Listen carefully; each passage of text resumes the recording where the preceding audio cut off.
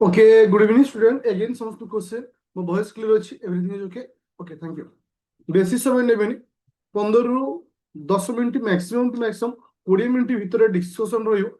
Actually ଡିସ୍କସନ୍ଟା regarding 2027 ର ନୋଟିସ୍କୁ ନେଇ ଆଉ ତୁମମାନଙ୍କର ପ୍ରିପାରେସନ୍କୁ ନେଇକି ବହୁତ ସାରା ପିଲାଙ୍କର କଲ୍ ଆସେ ଯୋଉଟା କି ସେଇ ବେସିକ୍ କମନ୍ ପ୍ରୋବ୍ଲେମ୍ ପ୍ରାୟ ପିଲାଙ୍କ ସହିତ ଘଟୁଛି। ହାଉ ଟୁ ପ୍ରିପେୟାର বা ହାଉ ଟୁ ମାଇଣ୍ଡସେଟ୍ କେମିତି ଆମେ ମ୍ୟାନେଜ କରିବା, କେମିତି ନୋଟ୍ ବନେଇବା, କେମିତି ପ୍ରିପାରେସନକୁ ଷ୍ଟାର୍ଟ କରିବା, ଏ ସମସ୍ତ କ୍ୱେଶ୍ଚିନ୍ ଭିତରେ ତୁମମାନେ ଫସିକି ଅଛ। ମୁଁ ଟିକେ ତୁମମାନଙ୍କୁ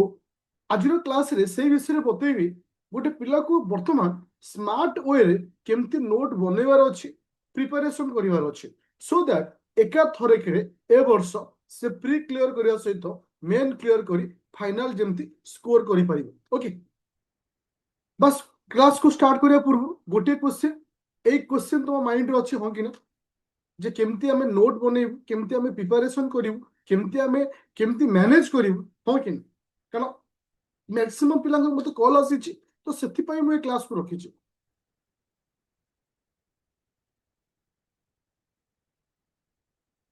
specially confusion in ethics. Okay, सब आज मु डिस्कशन करी। ओके,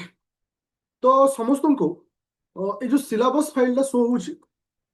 केही किसी डिस्टर्ब करिवनी, केही किसी अननेसेसरी मेसेज करिवनी काइंडली। हाँ हाँ, माने टी अपेक्षा ମୁଁ ବେଶୀ କଫି ପିଏ। ଦିନକୁ ମିନିମମ୍ 7-8 ଥର ମିନିମମ୍ ଟା। ବଟ୍ ଏଟା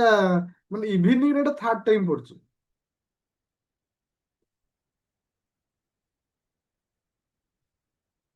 ତ ଚାଲ, ତ ଆଜିର ଡିସ୍କସନ୍ କୁ ଷ୍ଟାର୍ଟ କରିବା। ଯେ ଆଜିର ଡିସ୍କସନ୍ ମୁଁ ତିନୋଟି ପଏଣ୍ଟ ଉପରେ ରଖିବି। How to start preparation, how to start preparation for the exam of 2027, that is the first point. Second होछि how to make a note, केमिति नोट बनेଇବା। थर्ड पॉइंट होछि हाउ टू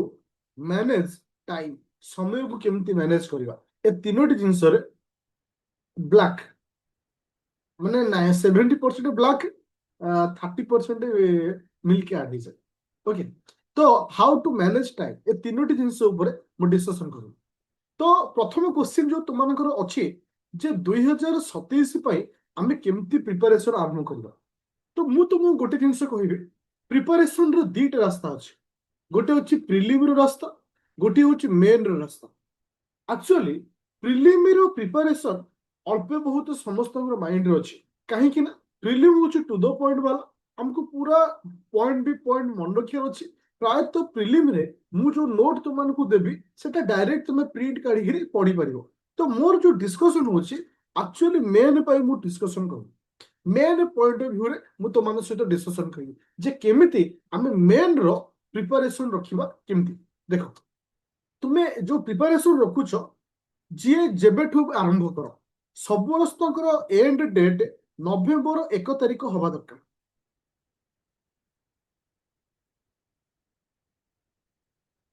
नवेम्बर 1 तारिख हवा दरकार। मेन रो प्रिपरेशन नवेम्बर 1 तारिख हवा दरकार। नवेम्बर 1 तारिख भितर मैं सब किछि सेमती पढ़िया दरकार।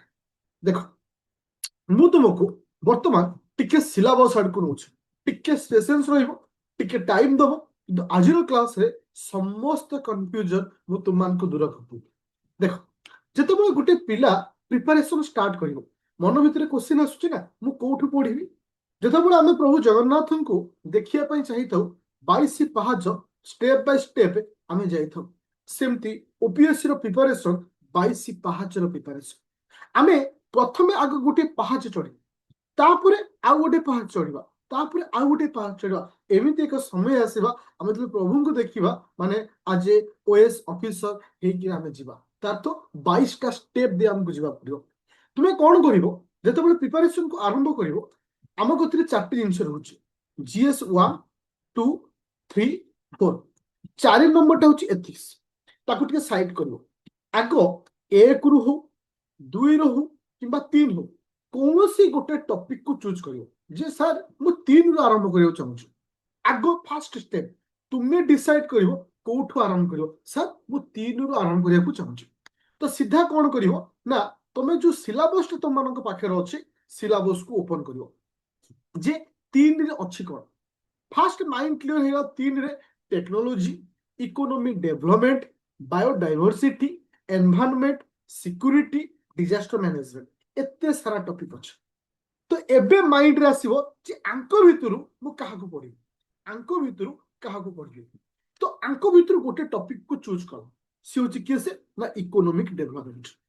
जे मते इकोनॉमिक डेवलपमेंट सारी अछि इठी टाइम सेट करियो जे मते आको गोटे सप्ताह रे सारी अछि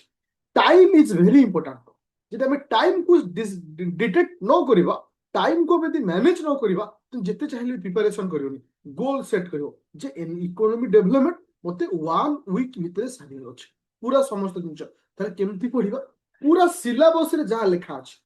सिलेबस रे जहा लिखा अछि जेमति कि inclusive growth issue arise from it तातो inclusive growth को नहीं कौन इश्यू होइछे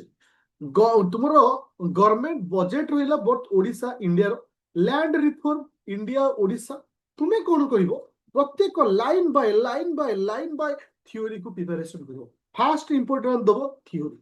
मन भीतर केबे भाबिबोनी जे सर क्वेश्चन केमती आसीबो फास्ट ए भाबिबो मते थ्योरी सारिवार अछि मते थ्योरी सारिवार अछि एबे क्वेश्चन आसो तो सर थ्योरी तो पढ़िबार अछि पढ़िबो कोठी केमती पढ़िबो तुमे कौन करिवो सीधा आदित्य एकेडमी एप्लीकेशन रे जो माने जॉइन करछ से बैच को ओपन करो कंटेंट को बोलो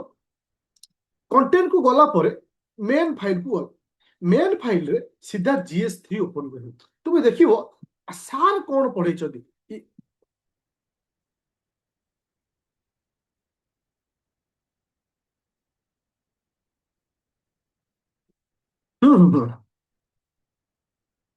ओके हाँ तो कौन करिवो जे तुमे दीजे जो देखियो जे सार कौन पढ़ै छथि इकोनॉमी डेवलपमेंट पढ़ै छथि ओके तुमे पाई गलो काई ना हमें 3 नंबर रो जीएस को दरकार थिला 3 नंबर रो जीएस रो को टॉपिक मो दरकार थिला इकोनॉमी डेवलपमेंट दरकार थिला हाते रे सिलेबस को धरि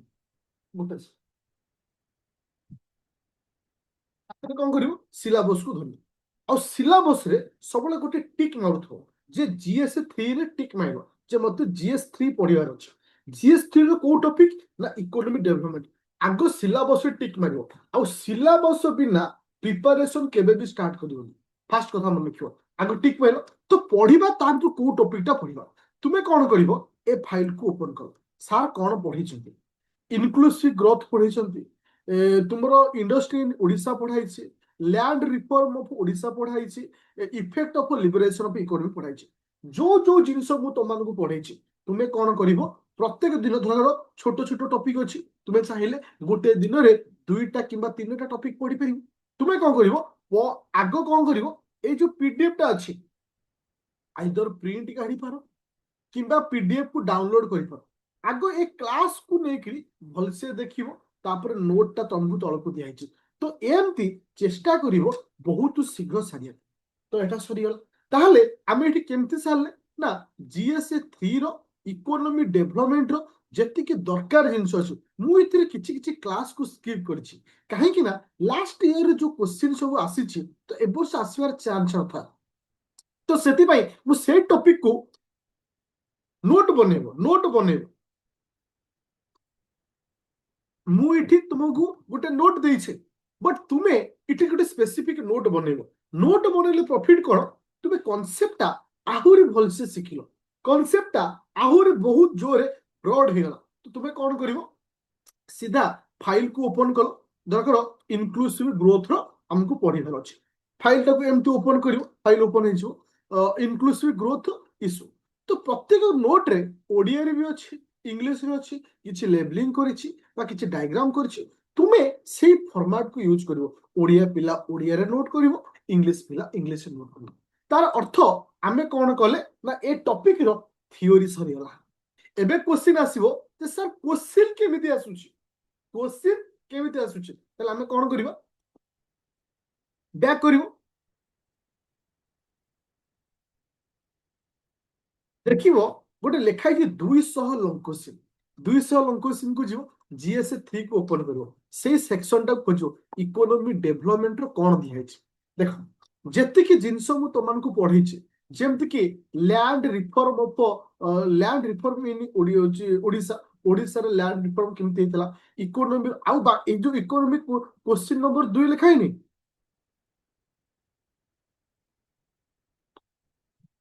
ତୁମେ ଚାହିଁଲେ ମଡିଫାଇ କରିପାରିବ, ତୁମେ ଚାହିଁଲେ କପି ପେଷ୍ଟ କରିପାରିବ, ପ୍ରୋବ୍ଲେମ କିଛି ନାହିଁ, କାରଣ ମୁଁ ଯୋଉ ଡାଟା ଦେଇଛି ଏକଦମ ପରଫେକ୍ଟ ଡାଟା। ତୁମେ ଯୋଉ ଯୋଉ ଟପିକ ତୁମେ ପଢିଛ, ଦେଖ ମୁଁ ଟିକେ କହିସାରି ମତେ ଟିକେ ମେସେଜ କରିବ। ଆ ଦ୍ୱାରା କଣ ହଉଛି ନା ମୁଁ ଡିଷ୍ଟ୍ରାକ୍ଟ ହଉଛି, ମୁଁ ତମକୁ ପରଫେକ୍ଟ ୱେରେ ନେଇପାରୁନି। ଆଗ ତମେ ଲେଖିଦିଅ ଯେ ମୋର ଏଇ ପ୍ରୋବ୍ଲେମ ଅଛି, ମୁଁ ତମକୁ ବୁଝେଇଦେଲି, ବୁଝେଇବା ଭିତରେ ତମେ ଅନେକ ସାରା ପ୍ରୋବ୍ଲେମ କ୍ଲିୟର ହେଇଗଲା। ଆଉ ବାକି ଯାହା ରହିଲା ସେଟାକୁ ମୁଁ ତମକୁ ପଚାରିଲା ବେଳେ କହିଦେବି। ଓକେ, ତୁମେ କଣ କଲ, ଯୋଉ ଟପିକଟା ଆମର ସରିଛି ସେ ଟପିକକୁ ନେଇକିରି ମୁଁ ସିଲେକ୍ଟେଡ ଲଙ୍ଗ କୋଶ୍ଚିନ୍ ଅଲରେଡି ଦେଇଦେଇଛି। ତାହେଲେ ତୁମେ କଣ କଲ, ଏ ସିଲେକ୍ଟେଡ ଲଙ୍ଗ କୋଶ୍ଚିନ୍ ମଧ୍ୟ ପ୍ରିପାରେସନ କଲ। ଯେମିତିକି ଦେଖ, ମୁଁ ଏ ପିଡିଏଫ ଟାକୁ ଓପନ କରୁଛି, ଯୋଉଟା କି କ୍ୱେଶ୍ଚିନ୍ ନମ୍ବର 2 ଲେଖା ହେଇଛି। ଏ ଯୋଉ କ୍ୱେଶ୍ଚିନ୍ 11 ପେଜ ଅଛି, 11 ପେଜ ମାନେ ଏଠି 7-8ଟା କ୍ୱେଶ୍ଚିନ୍ ଦିଆଯାଇଛି। ସିଲେକ୍ଟେଡ ଲିବରେସନ କୁ ନେଇକି କ୍ୱେଶ୍ଚିନ୍ ଦିଆଯାଇଛି, ଆଉ ତୁମମାନଙ୍କର କିଛି ନା ଡିଜିଟାଲ ପବ୍ଲିକ ଇନଫ୍ରାଷ୍ଟ୍ରକ୍ଚର କୁ ନେଇକି କ୍ୱେଶ୍ଚିନ୍ ଦିଆଯାଇଛି। ଯୋଉ ଯୋଉ ଜିନିଷ ଟପିକ ଥିଲା ତାକୁ ନେଇକି ଅଲରେଡି ମୁଁ ଲଙ୍ଗ କ୍ୱେଶ୍ଚିନ୍ ଦେଇଦେଇଛି। ତା ଅର୍ଥ ଗୋଟେ ପିଲା କଣ କଲା ନା, ଯେତେବେଳେ ସେ ଚୁଜ୍ କଲା GS3 କୁ, GS3 ର ଇକୋନୋମି ଡେଭଲପମେଣ୍ଟ ତାର କ୍ଲିୟର ହେଲା, ତାକୁ ନେଇକି ଲଙ୍ଗ କ୍ୱେଶ୍ଚିନ୍ କ୍ଲିୟର ହେଲା, ତା ଅର୍ଥ ଏ ସେକ୍ସନ ବିଷୟରେ ତାର ଆଇଡିଆ ଆସିବ। ଠିକ ସେମତି ସମସ୍ତ ଜିନିଷକୁ ଫଲୋ କରିବ। ସପୋଜ ତୁମେ ସାଇନ୍ସ ଆଣ୍ଡ ଟେକ୍ନୋଲୋଜି ଓପନ କଲ, ସାଇନ୍ସ ଆଣ୍ଡ ଟେକ୍ନୋଲୋଜି ଓପନ କଲ, ମୁଁ ତମକୁ ଗୋଟିଏ ମାତ୍ର କ୍ଲାସ କରେଇଛି। କାହିଁକି କରେଇଛି ଏଟା ବି ଭାବିବାର ଅଛି, ଯେ ସାର୍ ଯେତିକି କରିଛନ୍ତି ଆଗ ମତେ ସେତିକି ସାରିବାର ଅଛି। ଆଜି ପର୍ଯ୍ୟନ୍ତ ସାଇନ୍ସ ଆଣ୍ଡ ଟେକ୍ନୋଲୋଜିର ଯେତେ ବି କ୍ୱେଶ୍ଚିନ୍ ଆସିଛି 100% କ୍ୱେଶ୍ଚିନ୍ କରେଣ୍ଟ ଆଫେୟାର ବେସରେ। ତାହେଲେ ଏଠି କାଇଁ ଆମେ ଟାଇମ ଲସ୍ କରିବା, କରେଣ୍ଟରେ ଯାହା ଥିବ ତାକୁ ପଢିଲେ ଆମର ଏକ୍ସାମ ପାଇଁ ହେଇଯିବ। ତା ଅର୍ଥ ଏଠି ମୁଁ କରେଣ୍ଟ ଓରିଏଣ୍ଟେଡରେ ଟପିକ ପାଇଗଲି, ଏ ଟପିକ ନହେଲେ ବି ଚଳିବ, ଏ ଟପିକ ନହେଲେ ବି ଚଳିବ। ତା ଅର୍ଥ ମତେ ତୁମେ ମାନେ ଫଲୋ କରିବ according to batch, according to batch ର କ୍ଲାସ ମୁତାବକ। ଓକେ, ତା ଅର୍ଥ ଇଥିରେ ମୁଁ ତୁମମାନଙ୍କୁ ଯୋଉ ଟାଇପର ପଢେଇଛି ତୁମେ ସେମିତି ଫଲୋ କରିବ। ତ ସପୋଜ ଗୋଟେ ପିଲା କହିବ ସାର୍ ମୋ କତିରେ ଏକ୍ସେସ ଟାଇମ ଅଛି, ମୁଁ GS3 ସହିତ GS2 କୁ ପଢିବ। ଓକେ, କିଛି ନାହିଁ, ତମେ ସେମିତି ଗୋଟେ ଟପିକ କୁ ଚୁଜ କରିବ, ତା ଭିତରୁ ତାର ଯେତିକି ଥିଓରି ପଢେଇଛି, ଯେତିକି ଲଙ୍ଗ କୋଶ୍ଚିନ୍ ଦେଇଛି ପଢିବ। କିନ୍ତୁ ସିଲାବସରେ ଟିକ୍ ମାରୁଥିବ ମୁଁ କଣ କଣ ପଢିଲି, କଣ କଣ କୋଉ ଟପିକ କୁ ନୋଟ କଲି, ଆକୁ ମେଣ୍ଟେନ କରୁଥିବ। ଏ ସିଲାବସ ହଉଛି mirror of the exam, A syllabus ହଉଛି ମିରର ଅଫ ଦ ଏକ୍ସାମ। ତ ସେଥିପାଇଁ ପ୍ରିପାରେସନ ଟାଇମରେ ସିଲାବସ ମୋଷ୍ଟ ତୁମ ମୁହଁରେ ରହିବା ଦରକାର, ବା ତୁମ ପାଖରେ ସବୁବେଳେ ପାଇଁ ରହିବା ଦରକାର। ପୁରା clear hall how to start.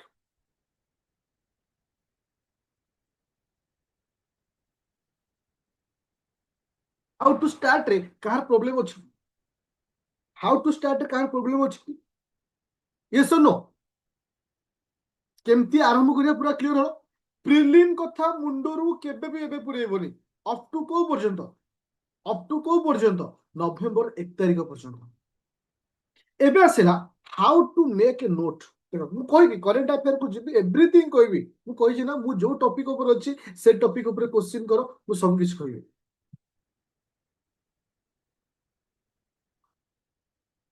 ଦେଖ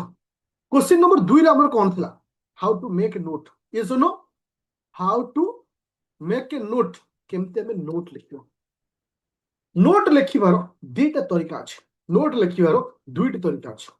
ପ୍ରଥମ ତରିକା ହଉଛି ମୁଁ ତୁମକୁ ଯୋଉ ଟପିକଟା ଦେଇଛି ତାର ଗୋଟେ ମଡୁଲାର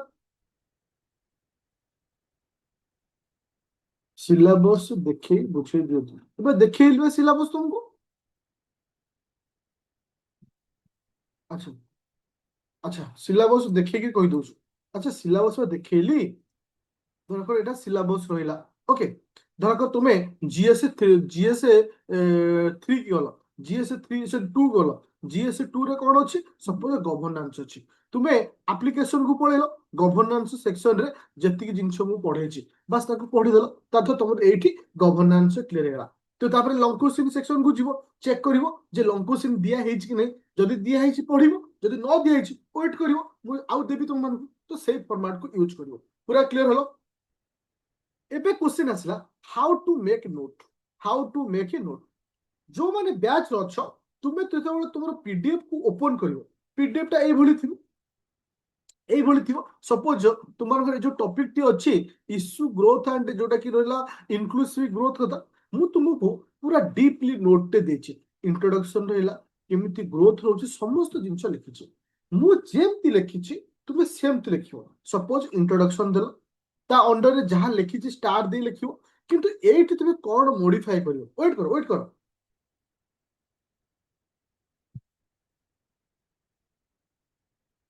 तुमे कौन करिवो मु जेमति लेखिछि तुमे सेमति लेखिवो किंतु तुमे तुम तुम लैंग्वेज को चेंज करथो गोटे गोटे थाए आस खाइबा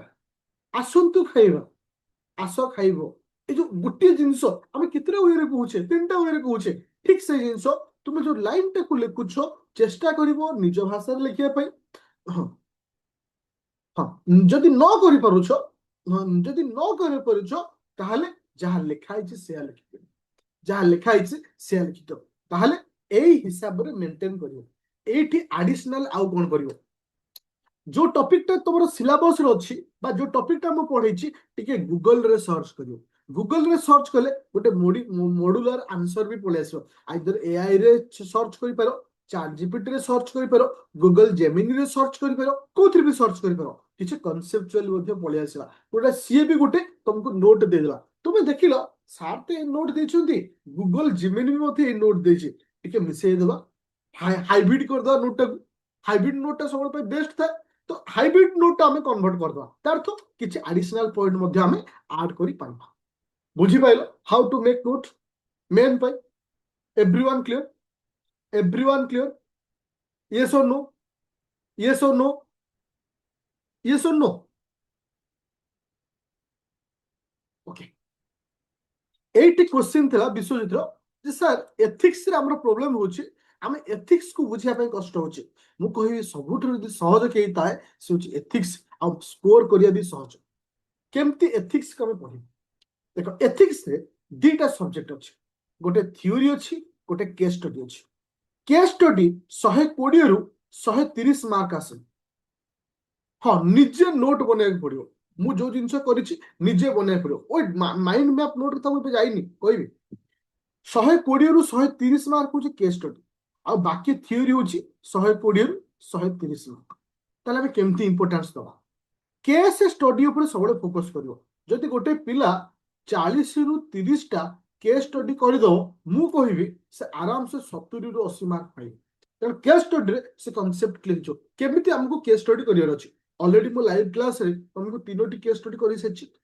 आ 10 बारटा मु करि देबी आ बाकी क्वेश्चन दे देबी तो केस स्टडी टाकू एई भली क्लियर हो आ रहला 20 रु 30 मार्क एटा केमिति तुमे क्लियर हो जे पर्यंत तुमे क्वेश्चन न करिछ तुम माइंड रे आसीबो किंतु मु जेमति तुम मान को वर्तमान पढौछ सपोज एथिक्स कहा कहबा ह्यूमन इंटरफेस कहले कहा बुझिबा डिटरमिनेंट ऑफ एथिक्स कहले कोन बुझिबा जेमति मु पढौछ तुम सेमति पढी पढी चल तो पढ़ी पढ़ी गला परे मु कोन करिवि ह्यूमन इंटरफेस को नेकरी गोटे रु दुईटा क्वेश्चन करिवि डिटरमिनेंट ऑफ एथिक्स को नेकरी गोटे रु दुईटा क्वेश्चन करिवि तुम आईडिया आउट के क्लियर हो अरे डिटरमिनेंट ऑफ एथिक्स को ए टाइप रे क्वेश्चन आसुछ तो अच्छा ह्यूमन इंटरफेस को नेकरी सॉरी ए टाइप रे क्वेश्चन आसुछ तो एसेंस ऑफ एथिक्स को नेकरी ए टाइप रे क्वेश्चन आसुछ तो एटीट्यूड को नेकरी ए टाइप रे क्वेश्चन आसुछ तो ऑलरेडी तुम क्लियर हो एथिक्स पई ओरिड होनी केस स्टडी ऊपर फोकस करिवो ऑटोमेटिक से तुमन को मार्क उठेबो बाकी एपड सेक्शन टाकू मु तुमको को हिसाब रे नेबी अकॉर्डिंग टू थ्योरी हिसाब रे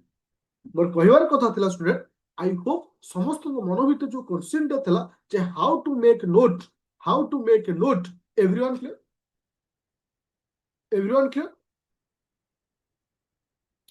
पूरा क्लियर थैंक यू तो एठी आ गोटे जिंस कह चलछि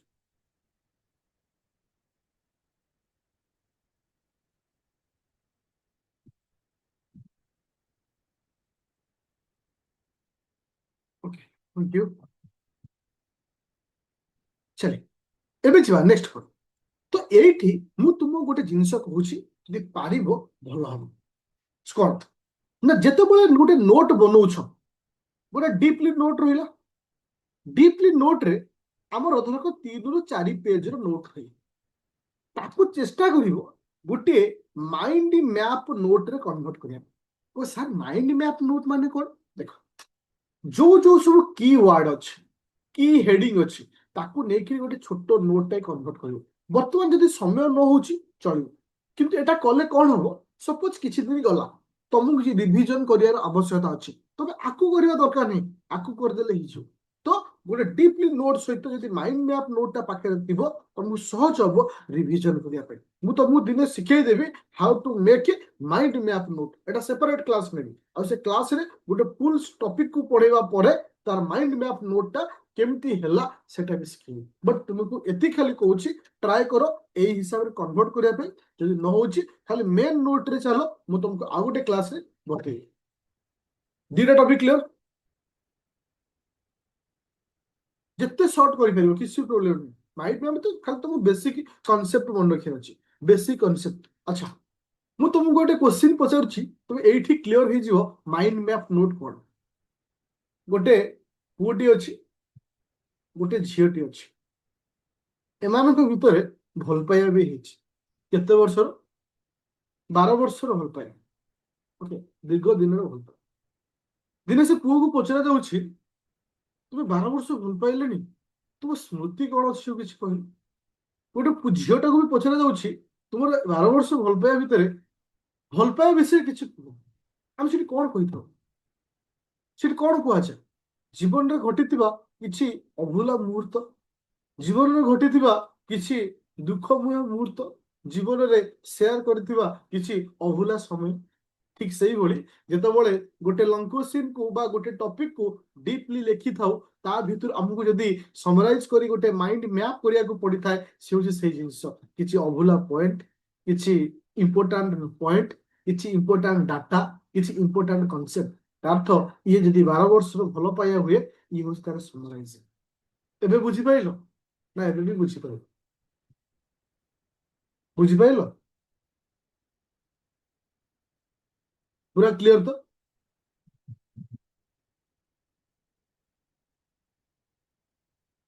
ସାର୍ ଆମେ ସେ ଲାଇନ ଯାଇନୁ ବାହା ହେଇନା ବୋଲି କଣ ବରଯାତ୍ରୀ ହେଇନି ଭଲ ପାଇନା ବୋଲି କଣ ଭଲ ପାଇବାର ର ବିଷୟରେ ବି ଜାଣିନା ନ ଜାଣିଛ ତାହେଲେ କେମିତି ହବ ଜାଣିବାକୁ ପଡିବ ସବୁ ସୋସାଇଟି ତୁମେ ଜାଣିଛ ଫ୍ୟୁଚର ସିଭିଲ ସର୍ଭେଣ୍ଟ ର ମିନିଂ ହଉଛି ସୋସାଇଟିର ସବୁ ଜିନିଷ ତାକୁ ଜଣା ଥାଏ ଏ ଠାରୁ ଜେଡ୍ ପର୍ଯ୍ୟନ୍ତ ଓକେ ଚାଲ ଏବେ ଆସିଲ ନେକ୍ସଟ କନସେପ୍ଟ କଣ ହେଲା ଯେ ହାଉ ଟୁ ମ୍ୟାନେଜ ଟାଇମ ସମୟକୁ କେମିତି ମ୍ୟାନେଜ କରିବ ଯୋଉଟା କି ବେଶୀ ଇମ୍ପୋର୍ଟାଣ୍ଟ କ୍ୱେଶ୍ଚିନ୍ ସମସ୍ତଙ୍କ ମାଇଣ୍ଡରେ ଥାଏ ଆମେ ଜାଣିଛେ ଗୋଟେ ଦିନରେ ମୁଁ କଣ କଲି ଯଦି ସ୍ୱରୂପକୁ ମୁଁ ପଚାରେ ରେ ସ୍ୱରୂପ ଦିନମାନଙ୍କ ଭିତରେ କଣ ତମେ କର ସାର୍ ଦିନମାନଙ୍କ ଭିତରେ ମୁଁ ଡ୍ୟୁଟି ଯାଏ गर्लफ्रेंड को टाइम दिए मैरिज कर ना मैरिज करना जहाँ भी किसी एक्स वाई जेड चलो यदि मैरिज कर वाइफ को टाइम दौछ यदि मैरिज न कर गर्लफ्रेंड को टाइम दौछ घर पर टाइम दौछि आउ पढ़ा टाइम दौछि मु जानी मो लाइफ रे मो डे भितर केते समय मु पाठ को टाइम दे पारि प्रत्येक व्यक्ति प्रत्येक स्टूडेंट प्रत्येक माने इंसान समस्त जानिछंती पाठ को से गोटे दिन रे केते समय टाइम दे पारि किए 4 घंटा दौछि किए 3 घंटा दे पारिबो कि 5 घंटा कि 6 घंटा किंतु जदि जोटाक तुम फिक्स करिवो सेटाकू मेंटेन करो फास्ट वेरी इंपोर्टेंट तथ मु दिन को 6 घंटा देवी कि मु दिन को 5 घंटा देवी आगो फिक्स करो केबे भी कौनसी भी स्टूडेंट टाइमिंग फिक्स रहिबनी जो मु किसी से पिला हम लिखि दियंते कांतरे 6टा रु 7टा अमक पाठ 7टा रु 9टा अमक पाठ एटा हेबनी सेटा जो छोट छोट थिलो सेटला काम करथला एबे नहीं କାରଣ ତୁମେ ପାଠ ପଢିବାକୁ ବସୁଥିବ ହଜବେଣ୍ଡ କହିବେ ଟିକେ ଚାହା ଟିକେ କହିଦିଏ ଆଜ୍ଞା ପାଠ ପଢିବାକୁ ବସୁଥିବ ସ୍ତ୍ରୀ କହିବେ ଗଲ ବଜାରକୁ ଗଲ ଟିକେ ନେଇ ଆସିବ ହଁ କି ନା Yes or no Yes or no just ପାଠ ପଢିବାକୁ ବସୁଥିବ ପୁଅ ଆସି ଝିଅ ଆସି କାନ୍ଦିବ ମମି ମତେ ଏଇ ଜିନିଷଟା କରିକି ଦେ ନା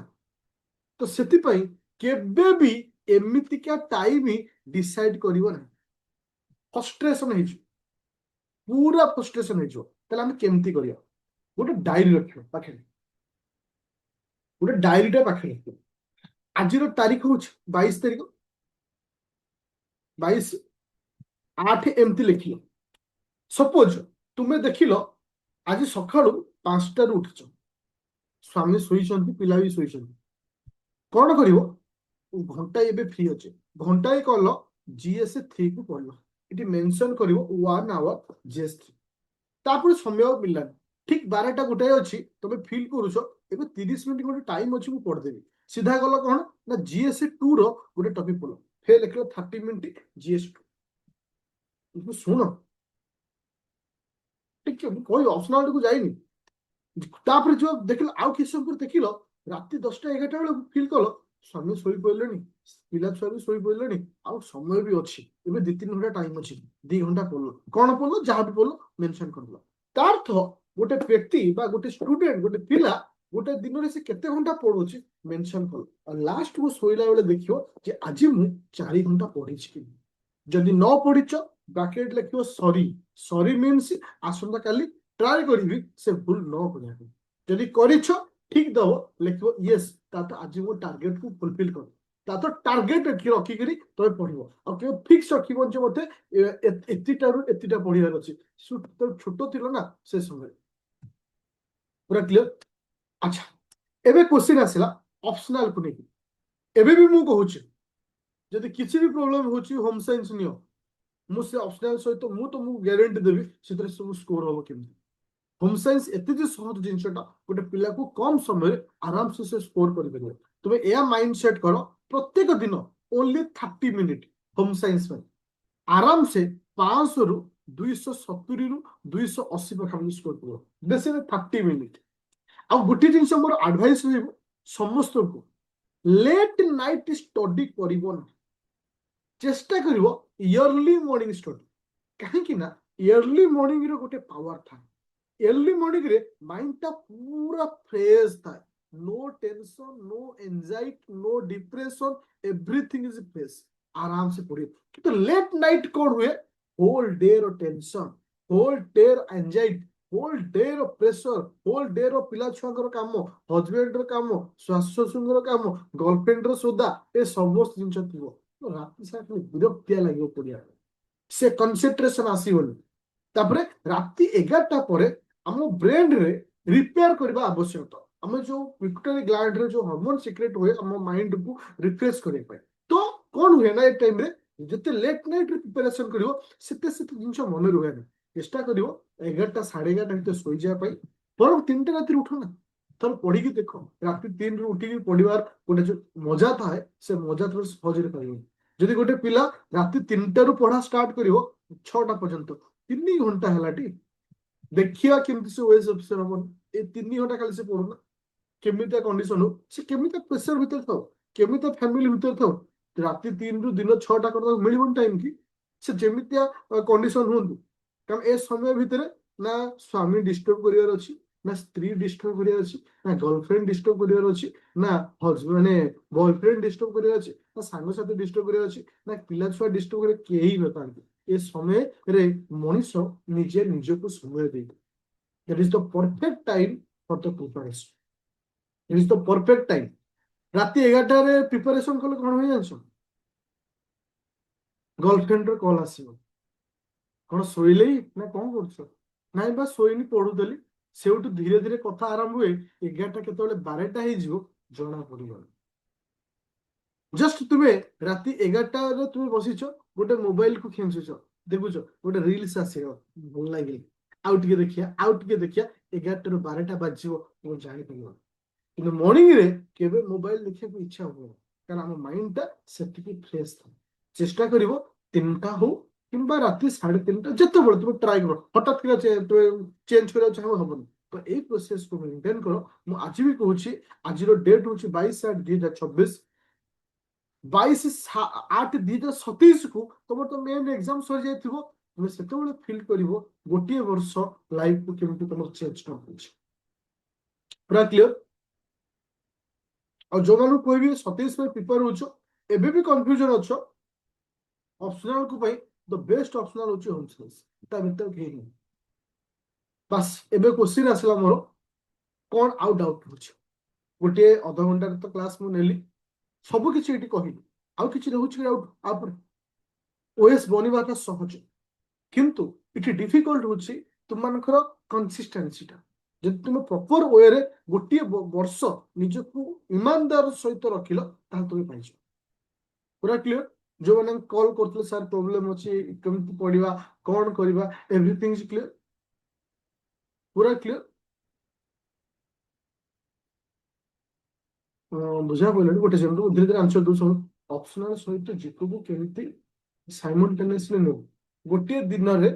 ତୁମକୁ 30 ମିନିଟ୍ ଅପସନାଲକୁ ଦବ। ଯେତେବେଳେ ଦିଅ, ରାତି 10ଟାରେ ଦିଅ, 11ଟାରେ ଦିଅ, ସକାଳେ ଦିଅ, ଦିଅ। ଆଉ ବାକି ସମୟ ଦବ କାହାକୁ? ନା ଜିଏସ୍ କୁ। ବାସ୍ ସେତିକି ହଉଛି କଥା। ଟାଇମ ଉପରେ ଡିପେଣ୍ଡ କରେ, ଟାଇମକୁ ଡିଭାଇଡ କରିଦବ।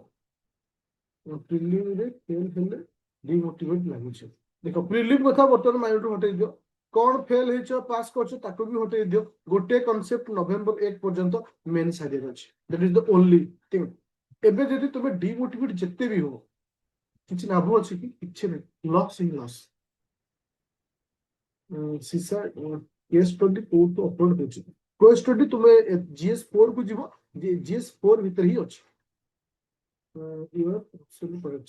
ହଁ କରେଣ୍ଟ ଆଫେୟାର କଥା ମୁଁ କହୁଛି। କିଛି ପିଲାଙ୍କର ଡାଉଟ୍ ଥିଲା କରେଣ୍ଟ ଆଫେୟାର ନେଇ। ଡେଲି ବେସିସରେ କରେଣ୍ଟ ଆଫେୟାର ପଢ ନାହିଁ, ମନ୍ଥଲି ମାଗାଜିନ୍ ପଢ। ମୁଁ ତୁମମାନଙ୍କର କରେଣ୍ଟ ଆଫେୟାର ଏଇ ଅଗଷ୍ଟ ମାସରୁ ଷ୍ଟାର୍ଟ କରିବି। ଜୁଲାଇରୁ ଷ୍ଟାର୍ଟ କରିଥାନ୍ତି କିନ୍ତୁ ଜୁଲାଇରେ ଏତେ ଇମ୍ପୋର୍ଟାଣ୍ଟ ନାହିଁ, କାରଣ August, September, October, November, December, January, February, March, এই ଯୋଉ ଆମର ବୋଧେ 8 ମାସ ଅଛି, 8 ମାସ ଏନଫ୍, 8 ମନ୍ଥ। ଓକେ,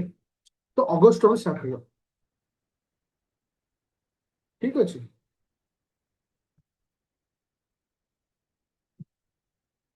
ঠিক আছে 4 ঘন্টা ବା କହିଲି 4 ঘন্টা ଏନଫ୍। ଟପର ହବ ଯଦି ତୁମେ କନଷ୍ଟାଣ୍ଟଲି 4 ଘଣ୍ଟା ପର ଡେ ପଢୁଛ ଟପ୍ କରିବ। ଆଉ କିଛି ଡାଉଟ୍ ଅଛି? ଆଇ ଥିଙ୍କ ବୋଧେ ସମସ୍ତଙ୍କର ଗୋଟେ କ୍ଲାସରେ ସବୁ ଡାଉଟ୍ ହେଇଗଲା। Thank you.